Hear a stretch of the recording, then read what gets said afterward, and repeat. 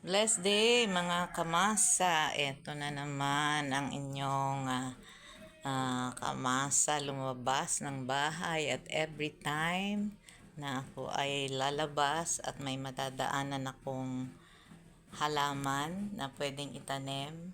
Ayan, gather na naman ang halaman, ang kamasa nyo. Ayan, so inilagay ko muna sa tubig para magkaugat bago ko siya itanim dun sa aking garden sa church. Ayan, at kung mapapansin nyo, dalawang klase yan. Yung herbal plant na atsuete at saka hindi ko alam ang pangalan nitong plant na ito.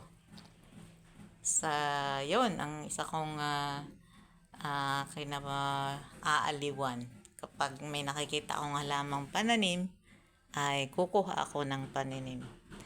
This is my vlog, short vlog for today. God bless everyone.